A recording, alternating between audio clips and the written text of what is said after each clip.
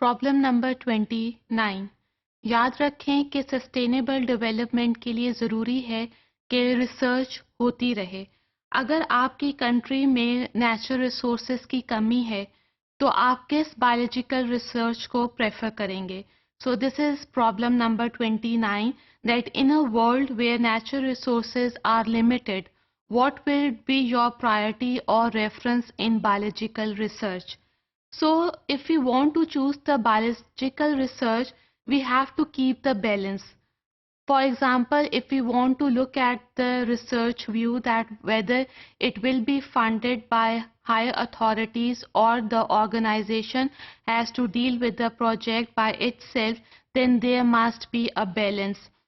For example, the research should not be expensive. It must be cost balanced whenever we talk about the assessment of services or assessment of natural resources. इसके लिए हमें कम कीमत में ज़्यादा बड़ी research करने को मिलेगी. Then building mechanisms to strengthen research capacity. Here we have to strengthen और हमने अपनी रिसर्च कैपेसिटी को मजबूत करना है. We have to build mechanisms. तो सबसे पहले हमने कॉस्ट को आइडेंटिफाई करना है कि आपकी पूरी रिसर्च में ऐसी कंट्री में जहाँ पे नेचुरल रिसोर्सेज लिमिटेड हैं तो आपने ऐसी रिसर्च सिलेक्ट करनी है जिसमें इतने एक्सपेंसेस भी ना लगें. इसके अलावा आपने ऐसे मैकेनिज्म्स बिल्ड करने हैं जो कि आपकी रिसर्च कैपेसिटी को मजबूत करे. Now, once the research project is approved, we have to monitor the research processes as well as their outcomes. कि क्या ये रिसर्च हमारी सोशियो इकोनॉमिक ग्रोथ के लिए बेहतर है, क्या ये इन्वायरमेंटल सस्टेनेबिलिटी के लिए भी बेहतर है या नहीं. Now, one of the solution of this problem is that we have to establish and develop certain policies that address not only natural conservation but also the management of natural resources. ये एक बहुत important issue है कि अगर natural resources आपकी country में limited हैं तो एक आप ऐसी रिसर्च करें जिससे नेचुरल रिसोर्सेज की ना सिर्फ यूटिलाइजेशन हो बल्कि मैनेजमेंट ऑफ नेचुरल रिसोर्सेज के ज़रिए नेचुरल रिसोर्सेज नेचर में बैलेंस फॉर्म में रहें. So the conservation of the environment and the management of natural resources actually reflects the societal values. So scientific information, it is very important. We can't forget scientific information for sustainable development of our country. So we have to put effective policies, we have to develop them and implement them in a right way. इसके अलावा management actions भी ज़रूरी हैं अगर एक दफ़ा policy implement हो जाती है. Now if you want to enhance our policies, अगर हम अपनी पॉलिसीज़ को बढ़ाना चाहते हैं या उसमें कोई बेहतरी लाना चाहते हैं, it is very important that relative scientific information should be there.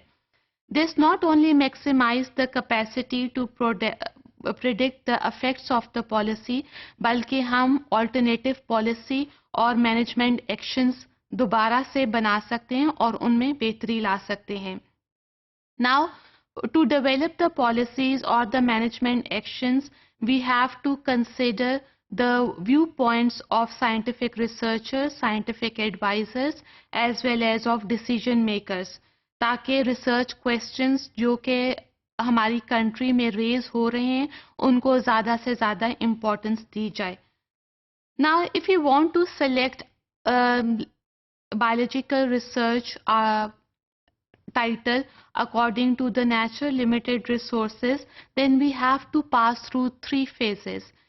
First phase, in which we have to consult the decision makers as well as the scientific advisors कि क्या हमारा टाइटल आजकल के ज़माने के लिए या नेचुरल लिमिटेड सोर्सेज में रहते हुए ठीक है या नहीं. So this will be reviewed by the scientific advisors as well as by the decision makers. इसके अलावा scientific advisors और decision makers वो research question पिक करते हैं जो कि ब्रॉड कम्युनिटी में अप्लाई हो और वाइडर पॉपुलेशन में अप्लाई हो सके. The third phase that we have to consider is that if this is a project and it is applicable in our environment and it is cost effective, then we have to look at the collaborations with the international societies for funding or for sharing the technologies with each other.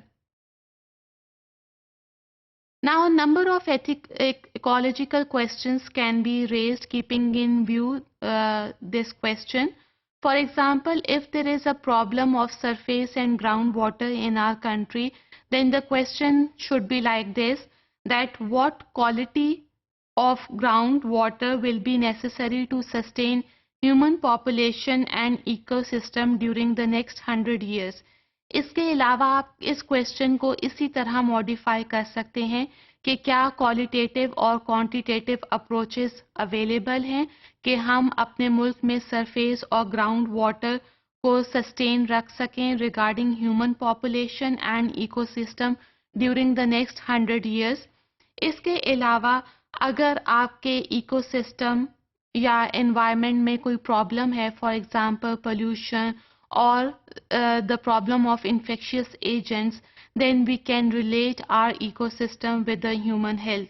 For example, the question can be like that, how do strategies for ecosystem management affects the human health in urban areas? इसके अलावा आपके country में अगर limited resources हैं, then we can make use of microorganisms to produce biomass and biofuel in order to generate electricity, or we can make simple batteries from them.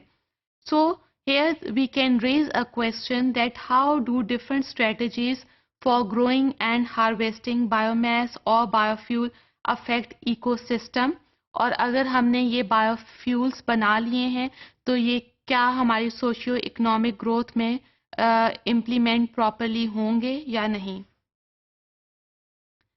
Now another area of research, if the natural resources are limited, then we have to consider other issues as well.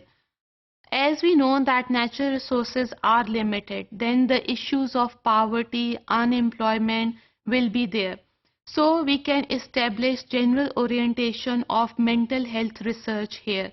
We not only discuss the problems of organizational structure, but we can also talk about the research priorities and the problems related to them. इसके अलावा developing countries में अगर हम mental health research पे काम कर रहे हैं तो we can deal with the problems of insufficient involvement of local stakeholders and of service users. इनको हम बढ़ा के अगर हम अपनी लोकल सर्विस पे कॉम्प्रोमाइज करेंगे तो तभी हम अपनी इकोनॉमिक ग्रोथ को बेहतर बना सकते हैं.